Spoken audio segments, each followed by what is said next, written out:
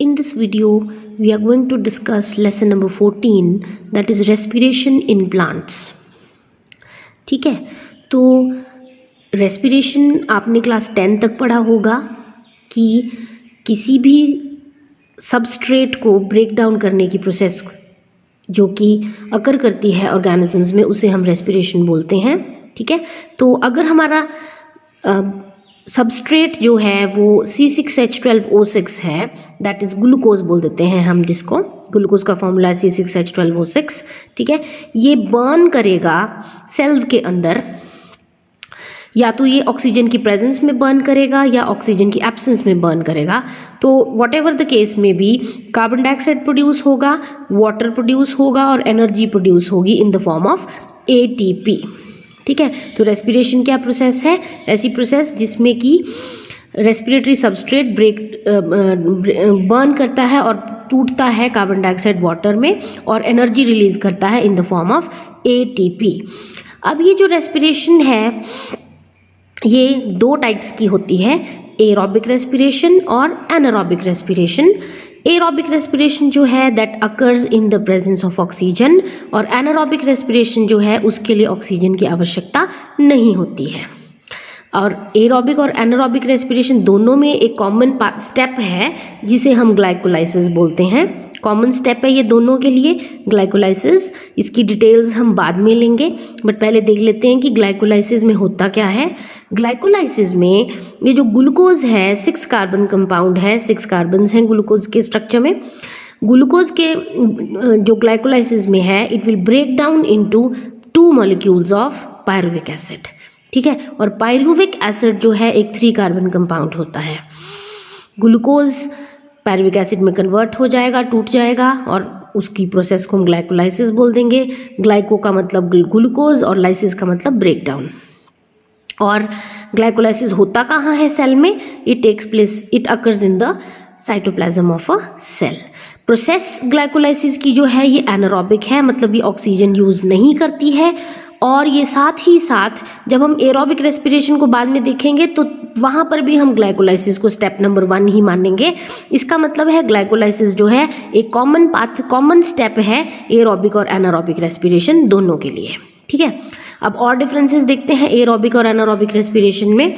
Aerobic में glucose जो है वो कार्बन डाइऑक्साइड और वाटर में ब्रेक डाउन होता है, और एनारोबिक में ग्लूकोज जो है वो कार्बन डाइऑक्साइड और अल्कोहल में टूटेगा.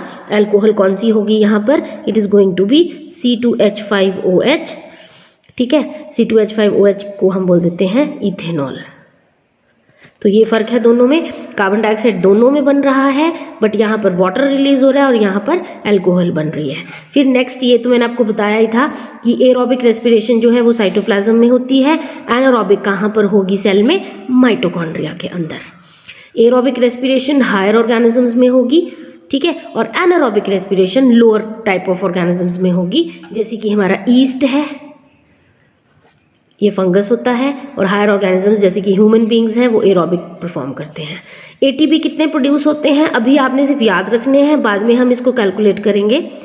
एरोबिक में ATP 38 बनते हैं और एनारोबिक रेस्पिरेशन में ATP कितने बनते हैं?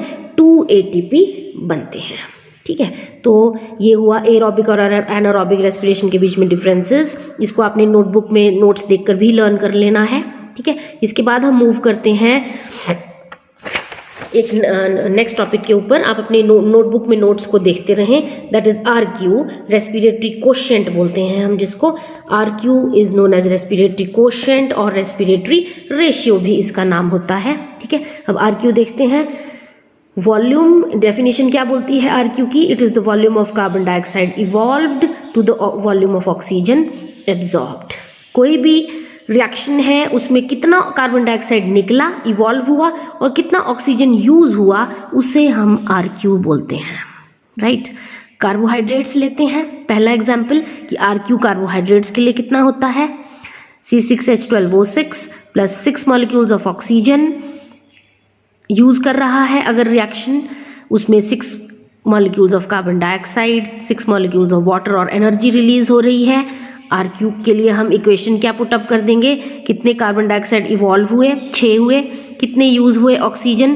6 ही हुए, ठीक है, तो ये 6 और 6 कट हो जाएगा, तो हमारा कितना आ जाएगा answer 1. So we can say that RQ for carbohydrates is 1, right. उसके बाद फैट्स के ऊपर मूव करते हैं. RQ फॉर फैट्स, कोई फैट मॉलिक्यूल लेते हैं RQ फॉर फैट्स, ठीक है.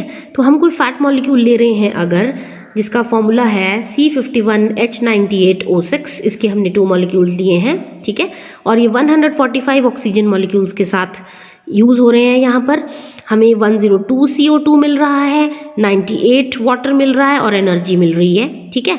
तो RQ में हम 102 को 145 से डिवाइड कर देंगे. ये कम नंबर है, ये ज़्यादा नंबर है, तो आंसर नेचुरली 1 से कम आएगा. आंसर आया 0.7. तो फैट्स के लिए RQ की वैल्यू 1 से कम होती है. हमने 1 के साथ कंपेयर करना होता है हर बार, ठीक है. जैसे कार्बोहाइड्रेट्स में 1 वैल्यू आई थी, फैट्स में 0.7 आ रही है, ठीक है. फिर है RQ फॉर ऑर्गेनिक एसिड्स. कोई ऑर्गेनिक एसिड लिया है हमने, जैसे कि एग्जांपल ऑक्सैलिक एसिड का है.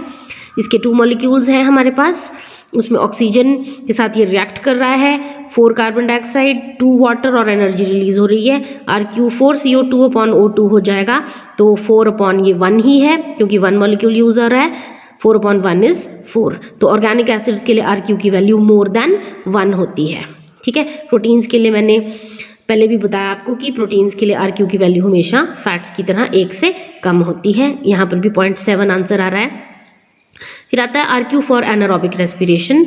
C6H12O6 के 2 मॉलिक्यूल्स, मतलब ग्लूकोज के 2 मॉलिक्यूल्स दे रहे हैं हमें 2 मॉलिक्यूल्स ऑफ कार्बन डाइऑक्साइड. यहाँ पर ऑक्सीजन यूज नहीं हुआ है क्योंकि एनारोबिक रेस्पिरेशन की बात हम कर रहे हैं.